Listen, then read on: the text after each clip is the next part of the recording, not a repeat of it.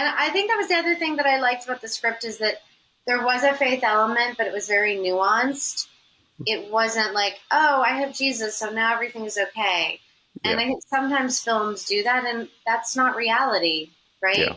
right? I mean, absolutely, my faith in God and Jesus has gotten me through many things in my own life. Welcome to This Train, the podcast, where we talk about all things the making of This Train, the movie. Today's special guest is Julia Barnett, who played the role of Susanna and also was a producer for the film. My name is Jack Luger. I'm the writer and director of This Train, and I'll be your host. Hello, and welcome back to another episode of This Train, the podcast, which is a podcast about the making of the movie, This Train. I'm your host, Jack Luger, who was writer and director of the film. And today our guest is Julia Barnett Tracy, who was Susanna in the film, so one of our co-stars and just a great addition to our cast and our crew. So, Julia, welcome to the podcast. Yeah, I'm excited to be here. Thank you. All right, let's go back well, I guess let's start with really the beginning, which is that we met long ago, before I started turning gray. Um, that in high school, actually, Yes. here in Indianapolis, and so I just remember I was new to the high school. I just transferred in, and so and you were a year behind me Right. in I'm so class, but much you had, younger than you. yes. We that's I'm kind of outing you on your age a little bit since everybody looks how look. I just aged poorly, so. No, that's not true at all. Anyway, so we met back in high school. Do you remember any of those days at all? The Oh my gosh, many yes. Well, first of all, decades ago? I really looked up to you in high school because you were so much older and wiser. Yeah. Yeah. But also, you were another creative. And I remember we were doing a play, Our Town, which still to this day is one of my favorite plays. I love reading Yeah. that play. And I think our theater director had quit or something, or we lost him. Is that right? And Yeah, yeah, so, he didn't come back that year, which was, I think, my senior year, your junior year, probably, I think yeah. is what it was. Yeah. I mean, I wouldn't say that it was a really small school, so our school didn't have like this amazing arts program in any Yeah. way, shape, or form. But we did put on plays, and you said I'm going to direct it, and took the helm and directed it, which was so incredible. So, as I don't know, I mean, how old were you? 18, 17? You Yeah, started 17. directing back then, which is so cool. And so, yes, I have very fond memories of that, Oh, nice. and working with you. And then we went to college kind of near each other, so we kind of kept in touch with Yeah. what's happening now. Yeah, we connected a couple times through those college years. And then it was actually many years later when we had reconnected, because you were I can't remember if you were in New York at the time or had moved already out to Texas, but you were doing films and working acting and performing and kind of working on your own directing career, is my recollection. Probably about Mm. 7 or 8 years ago, we kind of somewhere in there we were connected, right?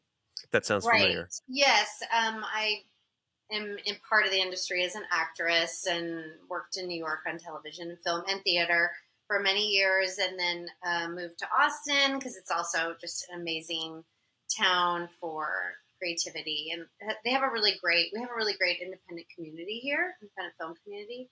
So yeah, I started telling my own stories. Well, I've been a writer my whole life, but probably 7 years ago. Yeah. Right. Okay. So, um, fast forward to in my notes, it's 2022, um, and Ed and I have been working on kind of putting together this film for this train, which formerly known as Hellcat, and and one of our struggles was we needed someone to play opposite Ed, who was our contemporary, um, and challenge here in Indiana is finding that person. Um, Obviously, not to say that there isn't acting talent here. There's a lot, but obviously it couldn't be someone who was 10 years younger or 10 years older. It had to be a certain age because the characters were college or high school sweethearts, Mhm. in a sense. And um, so Ed and I had somewhere in the month of February, I think I was looking at my notes, and um, I think I asked him if he knew you, because I knew you went to Anderson for college, and he did too. And so I asked him. I said, "Do you know?" Maybe I don't know if I said Julia Barnett or Julia Tracy or whatever, however I referenced you. Um, but yeah, he was like, "Oh yeah, yeah, I know her," and Yeah, we were in the same circles for sure. yeah, and so that was kind of one of those interesting touch points. We're like, okay, and so after we'd kind of contemplated, I was like, do you think she'd even be willing to do this micro budget um, little film? And to be honest, my concern was I was like, how do we? She's in Texas. How do we get her? How do we get her to Indiana and figure out all that? But we kind of tabled that idea. And then again, late February, I think Ed brought it back up. He said, "Well, what about Julia? Should we talk to her?" And I was like, "I guess so." And I guess that's one of our options. And so he said, "Well, I'll send her the script." Yeah, Right. So you got the script, and what do you recollect? I got the script, and I love reading scripts. So I think I just really fell in love with the character, Susanna, and all that she'd been through. And she had, many layers and kind of what she's doing in her life and also with her husband and her child and all of that. And I'm a mom myself. I've been Hmm. married a long time, 25 years this year. So I felt like I could, there was a lot that I had, maybe not in common, but that I could relate to with her. I also really loved the script. I loved kind of the mystery aspect of not kind of knowing what was happening sometimes. And I thought it was really well done. And, Ed and I also were, I was in band with Ed in college. It wasn't just like we were acquaintances, we were all kind of close friends. And so just the opportunity also to kind of go back to my past and reconnect with people that were a part of my youth and growing up and all that, I think is, a really incredible thing. Um, but yeah, I was excited to be a part of the project. Yeah, cool. Yeah, um, so I think a few days later, you read the script pretty fast. So I was like, okay, I'm terrible at that. People give me a script and it sits on my desk, but you read the script fast, which was great. And Ed got back with me and said, yeah, Julia's interested. And so then it was the process of logistics, which I think we hopped on a call somewhere in there at the end of February, and we talked through it. And this I'm trying to think what the word is that Ed uses, serendipity.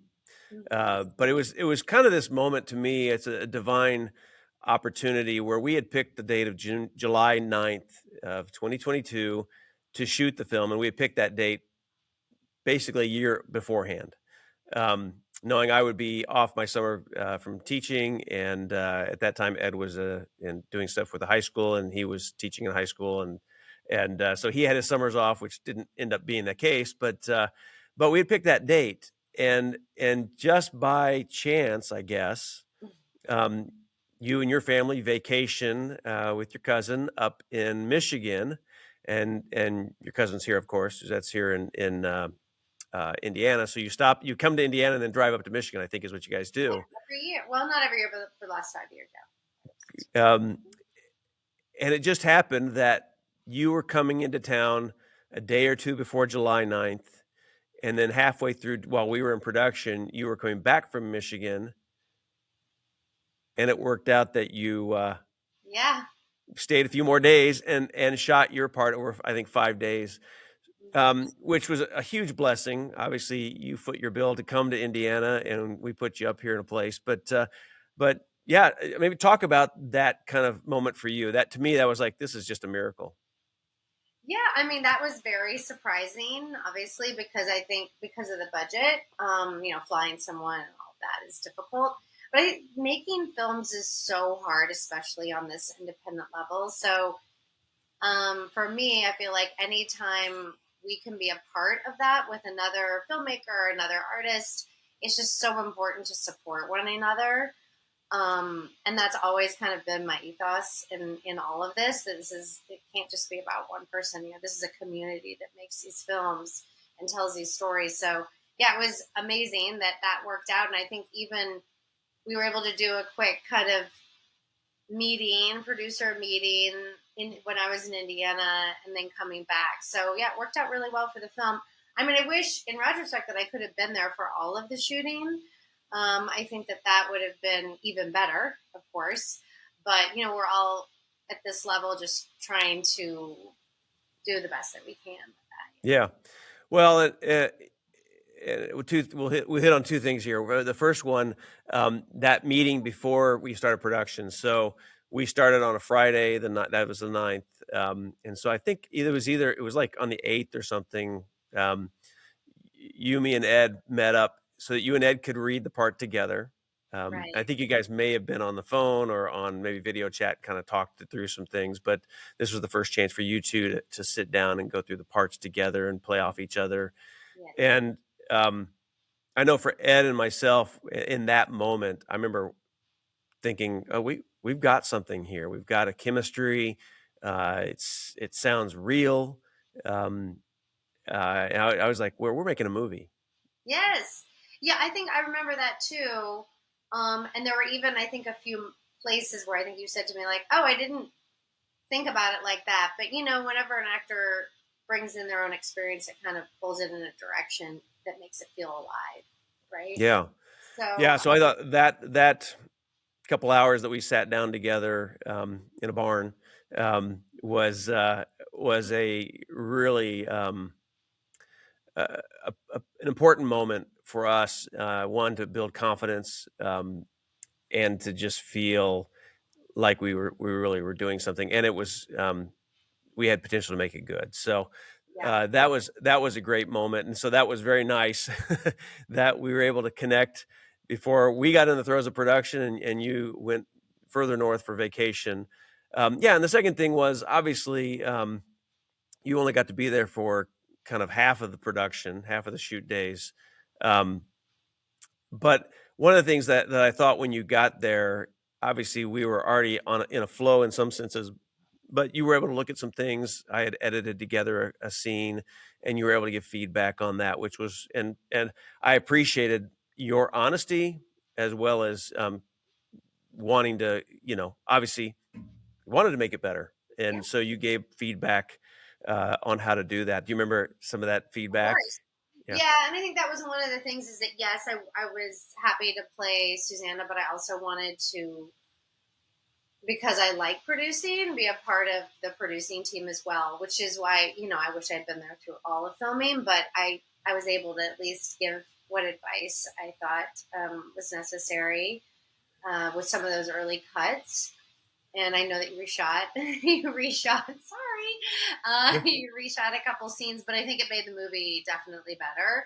I think one of the things that's tricky is that, if a movie's going really well, but one scene feels like it's not in the same film or on the same caliber, then it just pulls people out of it. So I'm yeah, all about honesty with that kind of stuff because I mean, we can be nice about things, but we're here to make good art, right? Not yeah. just Well, and what actor wants to look bad on screen, right? right, And so if right, it didn't work, and as I've said many times over, the buck stops with me in some senses. So if an actor doesn't do well, it's not their fault; it's my fault. If we've got some production problems that didn't happen, especially in a micro budget, because I'm there from beginning to end. right. Ultimately, I always look back and I might grouse, oh, somebody didn't do this or that, but ultimately I go, that's my problem ultimately, and either I had to solve it or you know I couldn't just brush something under the rug.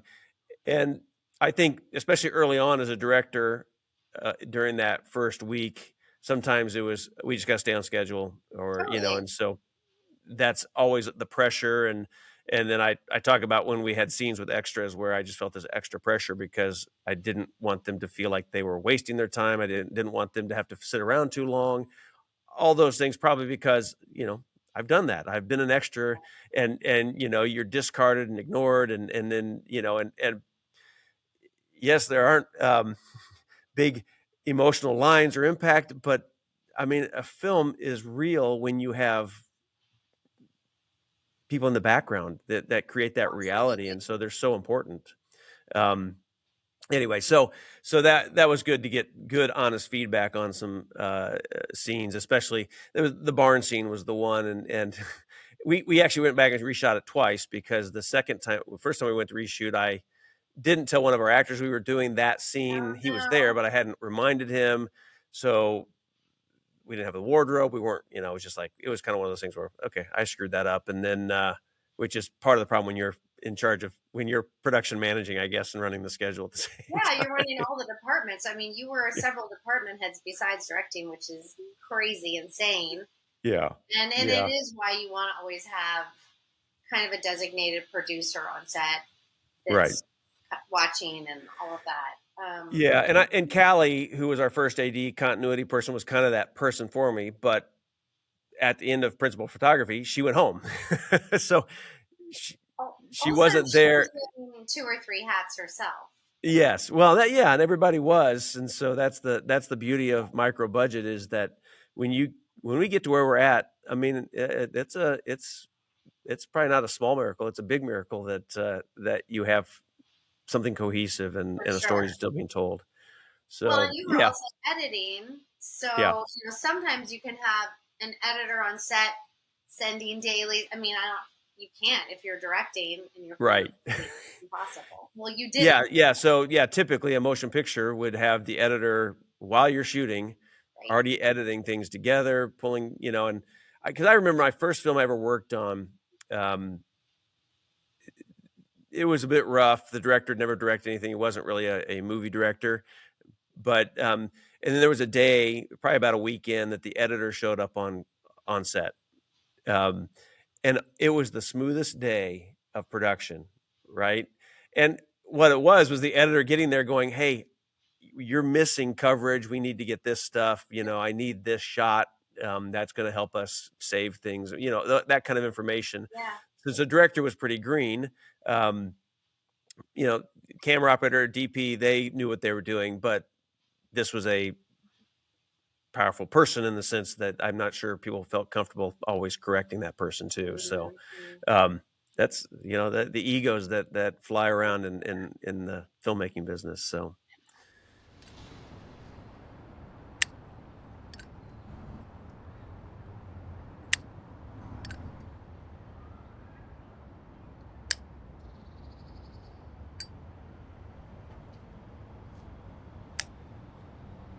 Should I expect you to start being one of my regulars? Does it come with any specials? Not for you. You're up early. Never used to see you before noon. Haven't been to bed yet. Don't you have a place to stay? I do.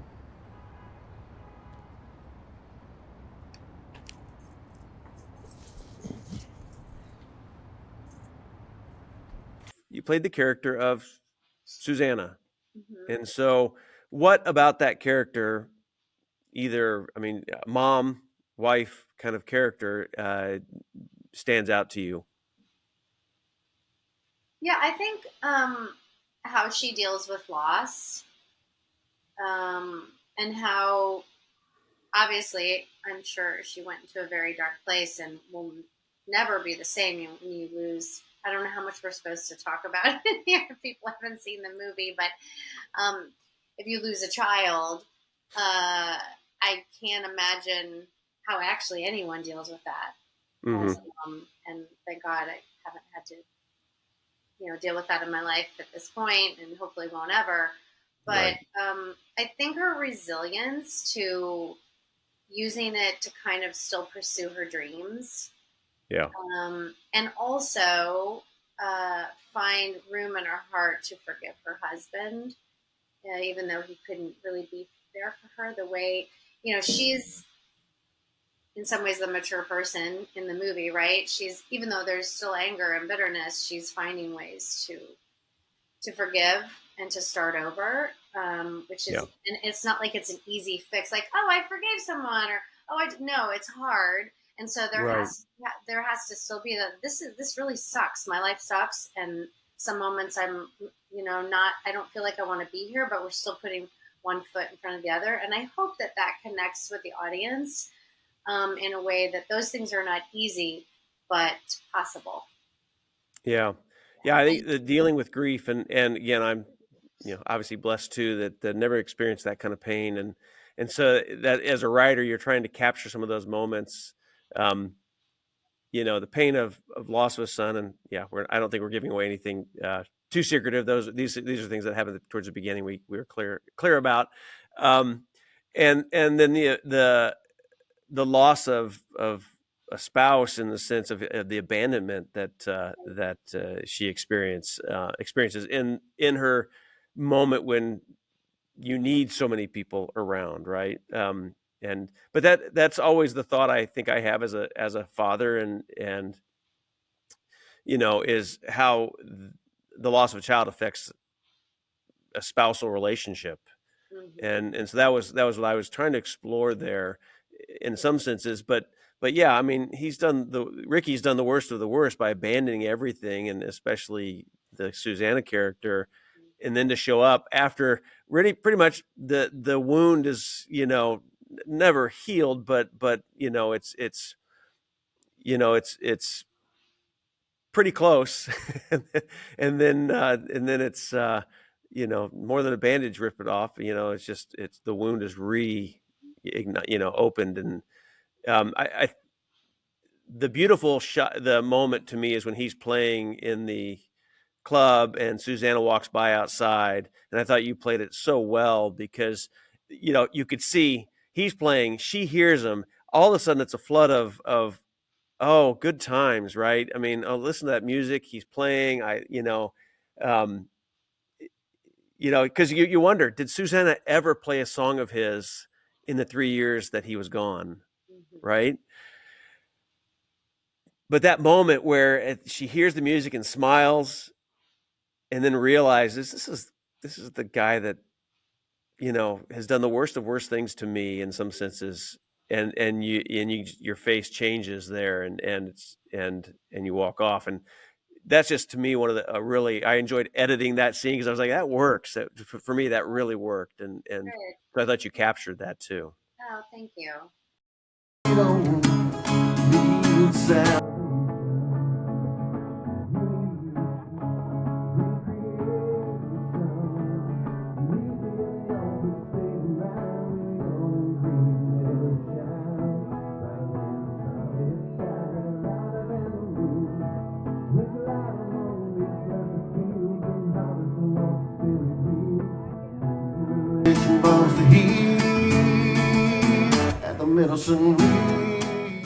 Yeah, I think that, I mean, it's also kind of a slap in her face, because he gets to just go on with his life and play his music and Yeah. pretend like he's okay. Yeah. And I think that was the other thing that I liked about the script, is that there was a faith element, but it was very nuanced. It wasn't like, oh, I have Jesus, so now everything's okay. And Yeah. I think sometimes films do that, and that's not reality, right? Yeah. I mean, absolutely, my faith in God and Jesus has gotten me through many things in my own life. But it's not like this quick fix. You just put a Band-Aid on it and everything's going to be okay now. Right. And so I liked that, what she went through drove her back to her church community, to seeking God not in a way that could bring healing to her, but that she never told him really that he had to do that. I mean, she said, this is what's worked for me. Maybe Yeah. you could try it, because he wouldn't really be the kind of person probably to receive it that way anyway. Right. Yeah.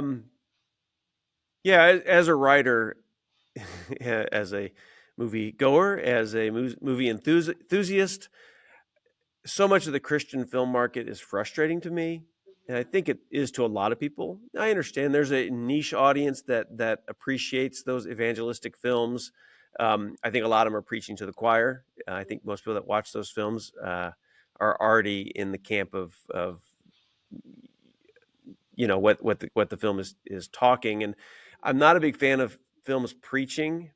And so what I was hoping to do, right, is give a variety of characters who have different opinions about faith and church and where they're at in their experience.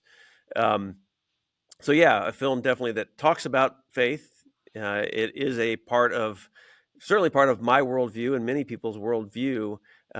So I always marvel at films that act like there is no aspect of faith out there, and we're all just kind of people just planted on this earth or by random or whatever.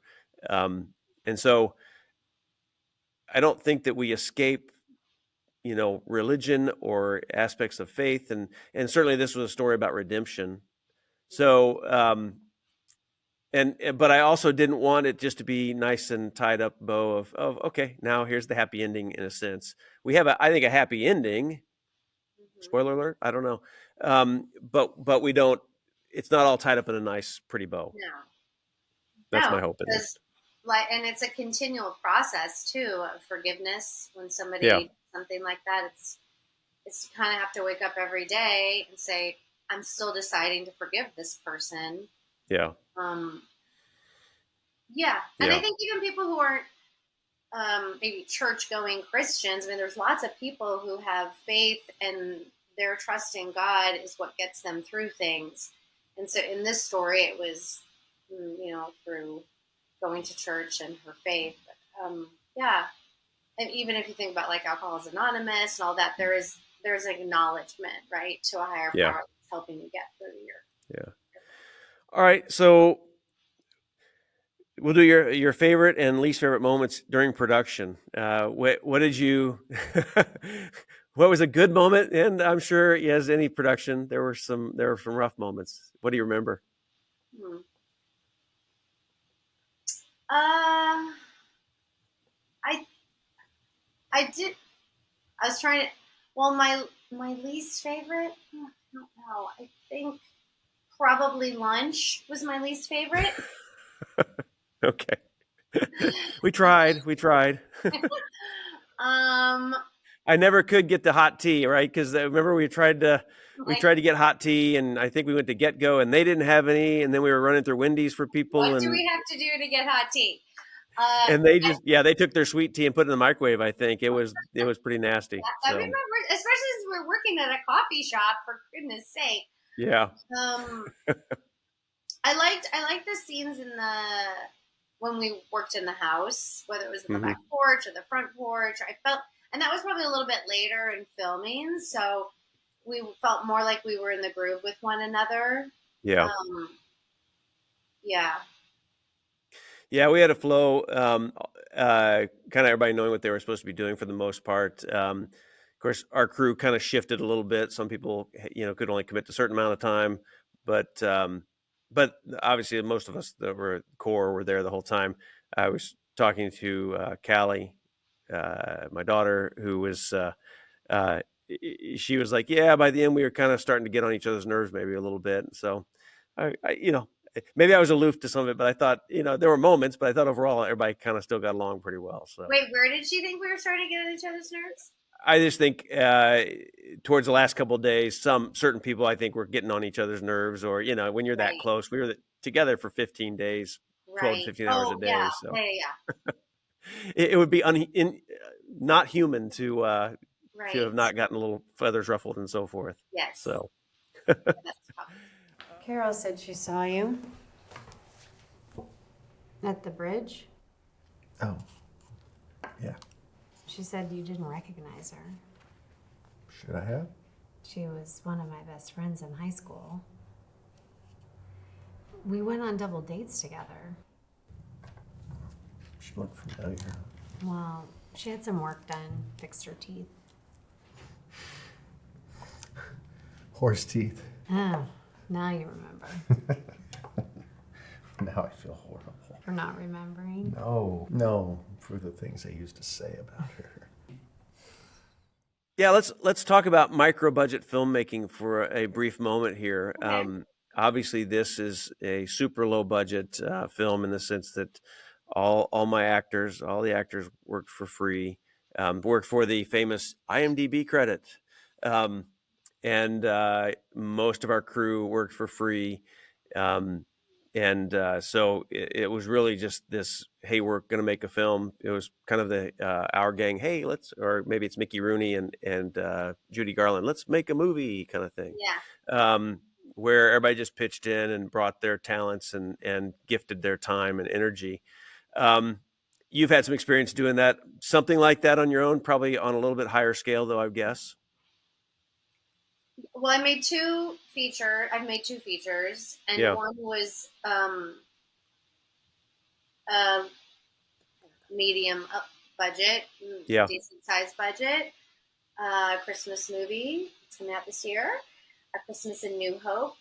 And then the other one was a micro budget, and I wrote it specifically for my property. And one of the ways that we did that was we paid like our keys less than what they would normally get paid, but Yeah. then offered back end points for our key department heads.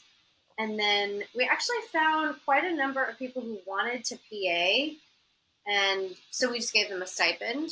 Hmm. They wanted to learn the craft. I mean, and some of them were college and high school students. And what was really cool about that, we had this one, he was going into college, and by the end of filming, he was running the boom and doing an amazing job. So it's like he learned something, and we had this really amazing sound. Well, it was not the designer, but a sound man who was great to train him, and he just kind of had a knack for it. But originally, he was just checking in actors. Yeah. So that's kind of like a cool success story, and I love mentoring. So both my producing partner and I really want to find ways that we can, mentor young people, because this is how you learn in this business. Yeah. So, yeah, two very different experiences. I would love to, for my next one, for us to have a lot more money. Right. Exhausting, and post Yeah. is exhausting, and it just takes longer. I would say Yeah. you can make something short, like you can have a short amount of time and a lot of money, and you can make a good film. Or you can have a long amount of time and a little bit of money and make a good film. But it is really impossible to make a good film with a little bit of money and a short amount of time. Yeah. Probably won't be good. Yeah. So It's hard.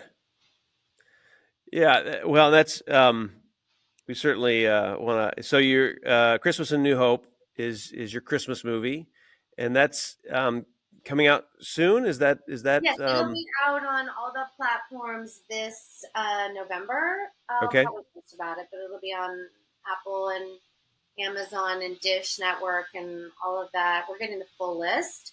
And then it'll also it's being sold international, so I can't say all the different places, but it'll be in England and many other countries.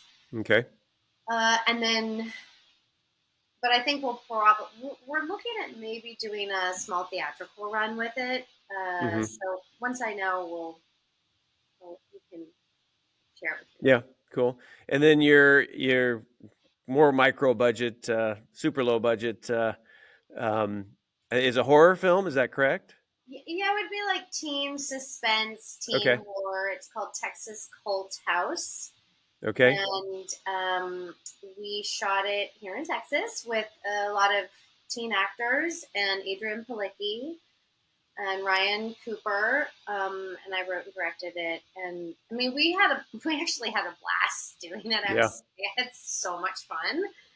We had a great, we had great keys and all that. It was just, we shot in July Mm-hmm. in Texas, and we were all just so done at the end. Even though we were shooting nights, it was so hot. Yeah. My DP was like, I love you, and I can't wait to do the next movie with you, but I will never do a movie in July with you in Texas. Yeah. I'm like, fair. That's very fair. Yeah. Well, and we shot this train during July, but we really were pretty fortunate. It hasn't been like this summer, which has been in the 90s a lot here. And we got a was lot of better good. this summer, yes. Yeah. But Jack, in Texas and Austin, it's 105 every day. Right. No, I know. Yeah. And so Yeah, that even would. waiting for the sun to go down, you're still, it's still 85 degrees at 2 a.m. Right. Yeah. Yeah. You're just humidity. You guys have humidity? Not the same way, no. Yeah. So it's not like, I think there's, no. Okay. That's most At least you don't have that, I guess. But Yes. yeah, but hot is hot and can be miserable. Once you're miserable, you're miserable. Yeah. I always watch people that are shooting films in the snow and freezing temperatures, and I think I don't want to do that. But either one can be miserable. for sure. All right. I'm just checking my notes to see if I've covered everything that kind of went on. Any final thoughts? Obviously, you were one of our producers and helped us secure distribution, so you put your effort in that way. Final thoughts or thoughts on producing, kind of from afar? Yeah, I mean, it would be better if we were all together. I mean, I was able to look at some of the cuts that you sent to me and give you notes.